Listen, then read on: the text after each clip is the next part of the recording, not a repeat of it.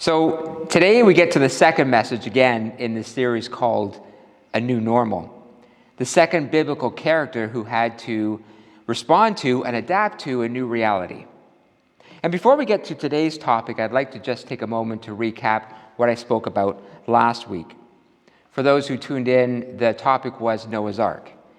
And I spoke about the three things that Noah had to do to find his place in his new normal when the flood had subsided and the ark had come to rest on the earth.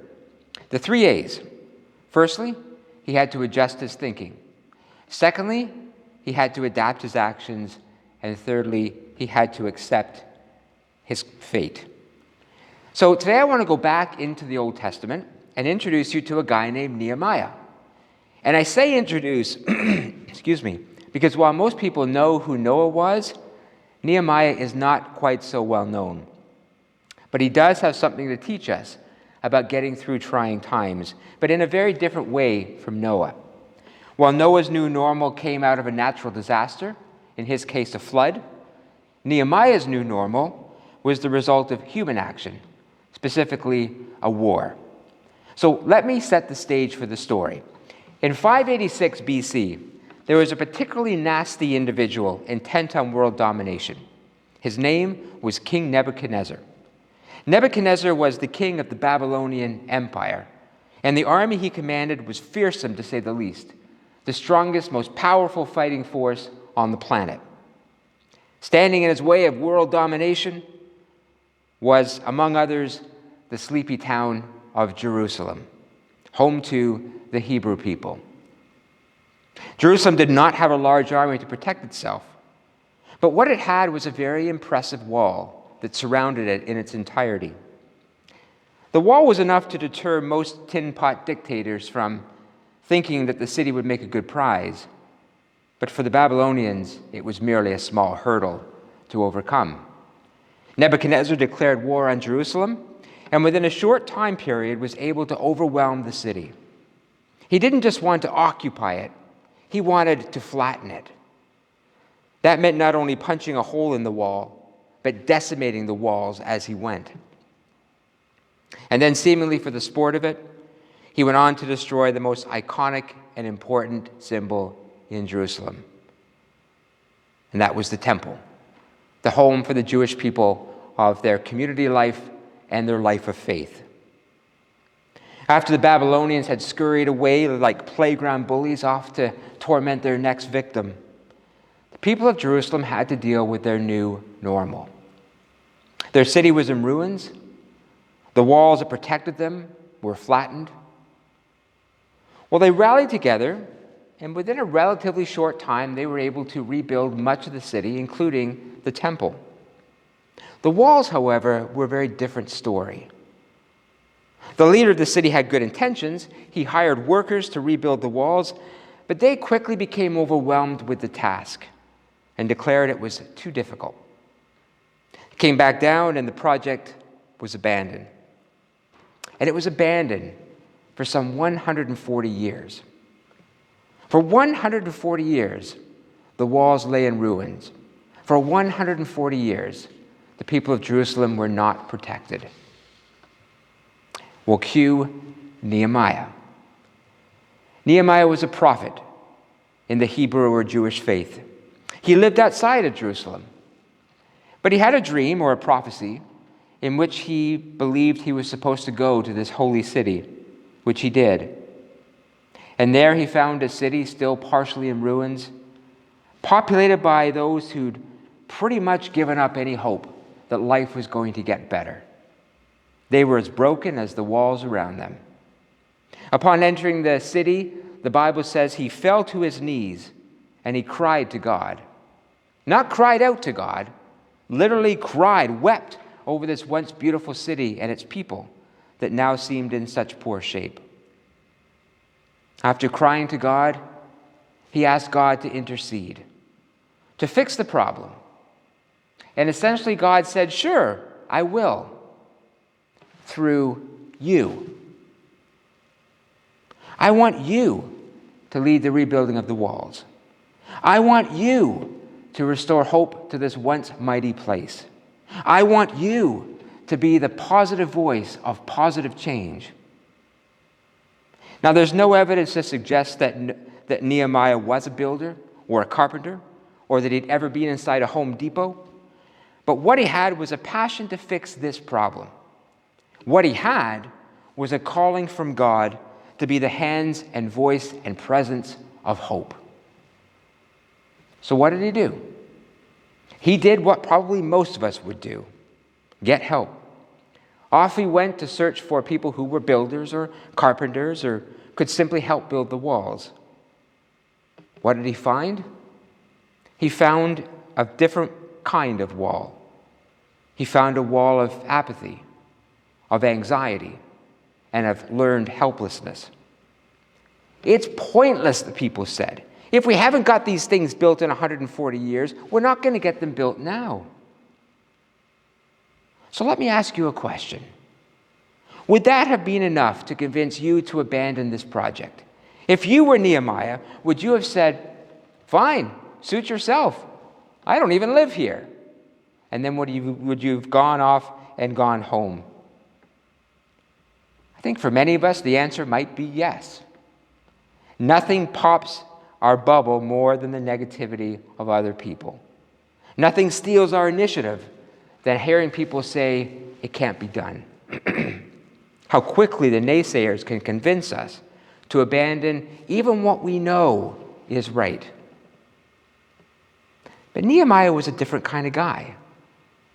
The negativity of others didn't pop his balloon. In fact, it seemed to inflate his sense of purpose and mission.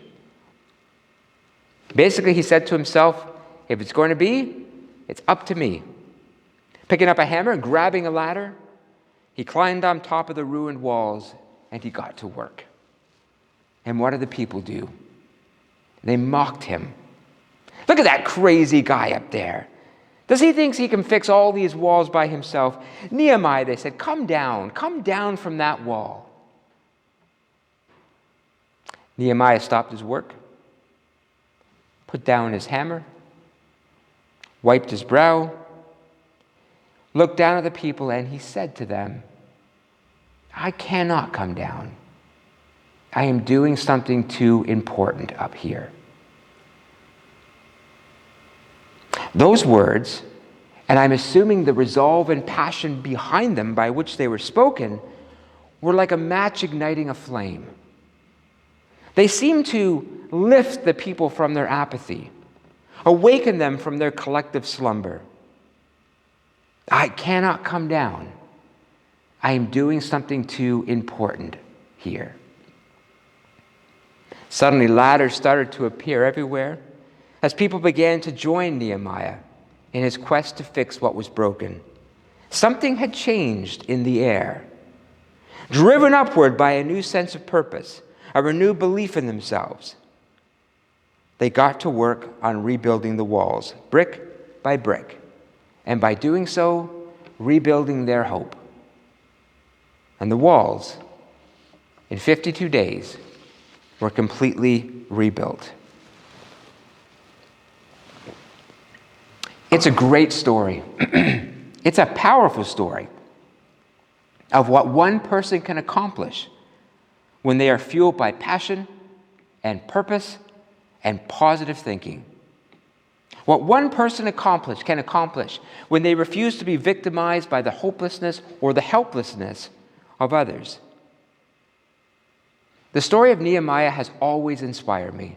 I truly believe he's one of the great unsung heroes of the Bible. So, as we did with Noah, let's now take this story out of the scriptures and lay it over this situation that we find ourselves in with our own new normal. What does it have to teach us? What does it have to inspire in us and show us? We don't live in a city surrounded by walls. We're not facing imminent attack from a neighboring army. At least, I don't think we are. But we are facing an enemy, and we have been for a while.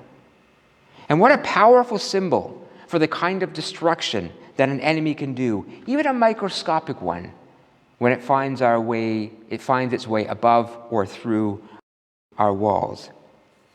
This tiny virus may not have the armor or the might of the Babylonian army, but it had the same purpose: to destroy that which is in its path. And we've seen the destructive force, firstly in people who've become ill and people who've lost loved ones. We've seen its destructive force economically as the world teeters on the brink of global recession. We've also seen it in terms of our inward lives.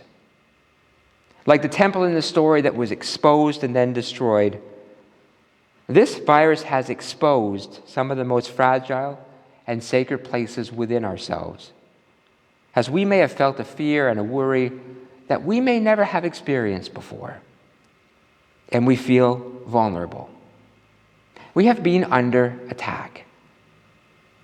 And maybe we are feeling a little like those ancient citizens of Jerusalem, a little down, a little beaten up, a little tired, a little perplexed, a little worried, a little like just kind of giving up.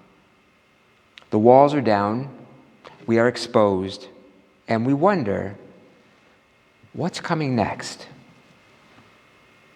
And then this week, the next showed up.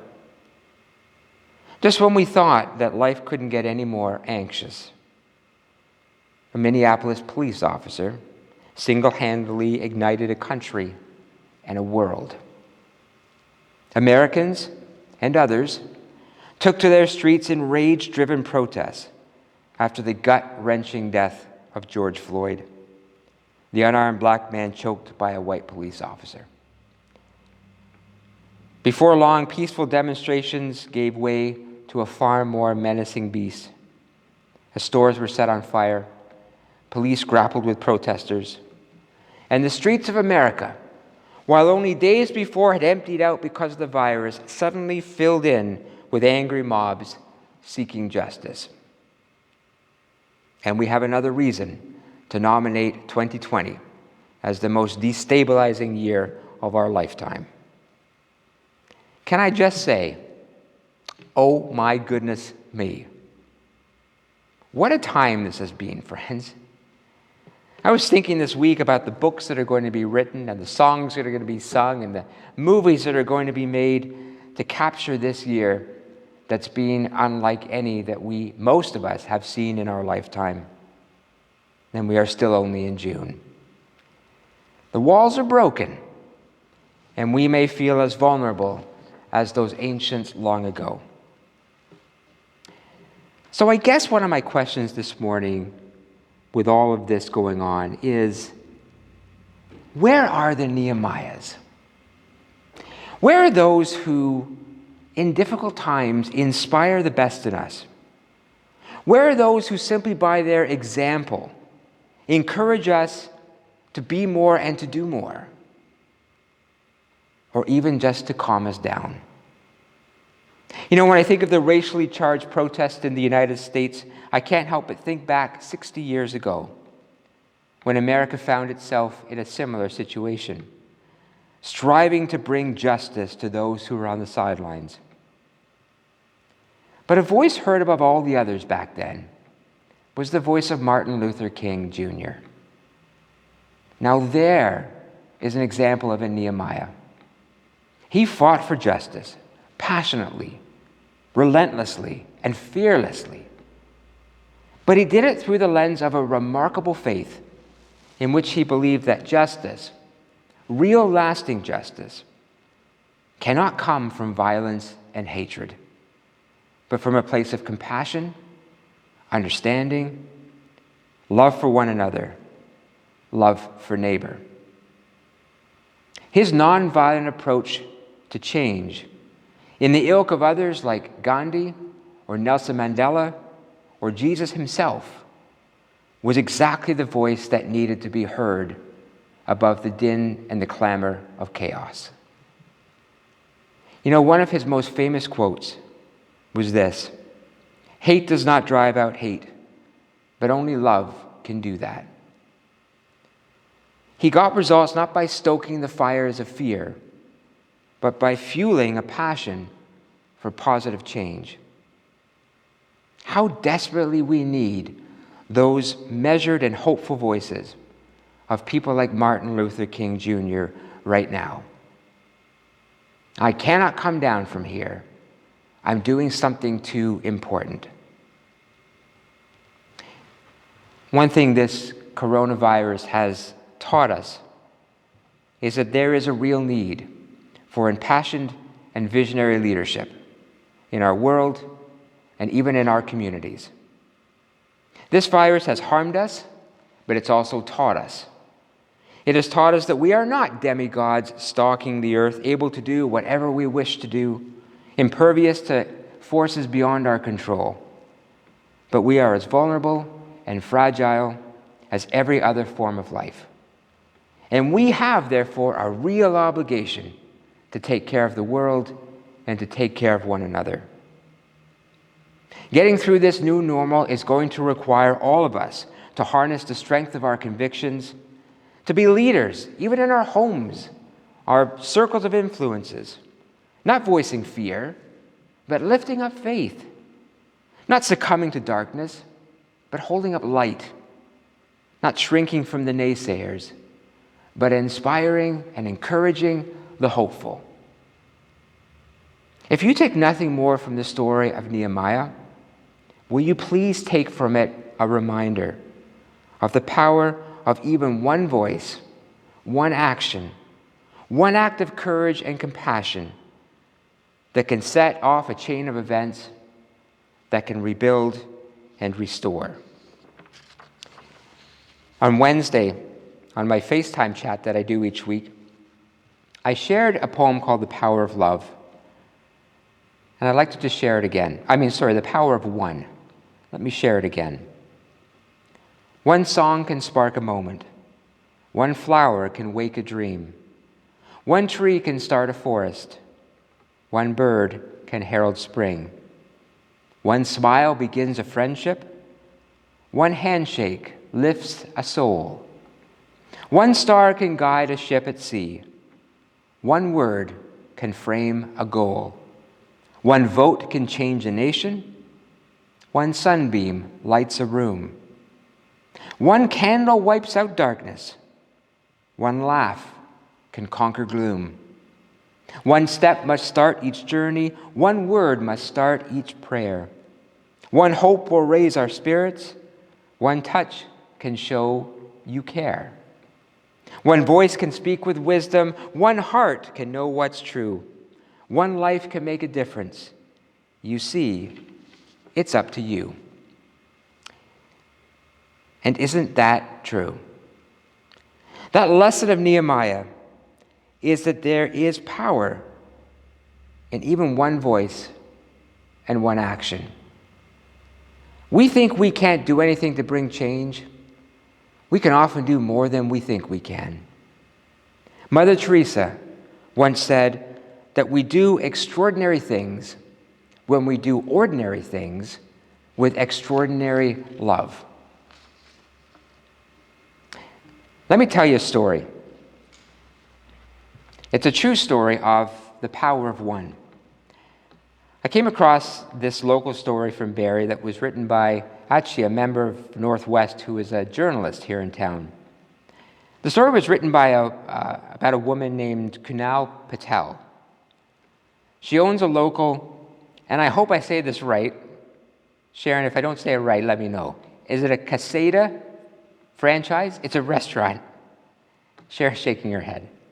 It's a sub place, and I'm more of a Subway guy, so I've never actually eaten there, but I believe it's called caseta. Anyway, her story really touched me. On March 15th, she was forced to close her restaurant as the city shut down, as the world shut down. She was heading into the busiest season at her place, as her place on one of the main thoroughfares in Barrie that heads out of town towards cottage country, and people often stop there to get lunch on their way. She doesn't have a drive-through window, so she couldn't even rely on business that way. How easy it would have been for Kunal to have given up. The walls are broken, walk away. But Kunal had grown up in India, and when she was young, her town was visited by a devastating flood. But what she remembered from that time was that everyone pitched in to help each other so that they could get through the crisis together. And she remembered something her dad had said to her. He said this: "Where you stand in a crisis can redefine you." Let me say that again. Where you stand in a crisis can redefine you. So she thought to herself, how can I stand in this crisis? How can I help my neighbors?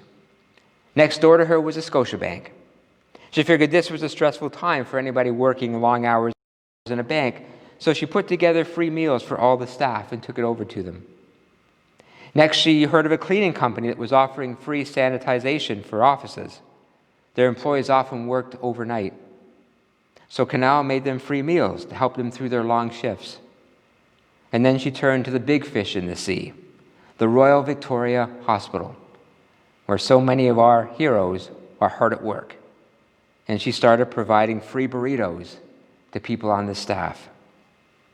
As she said, when you have less, you simply give more of what you have, and doing so fills me with gratitude.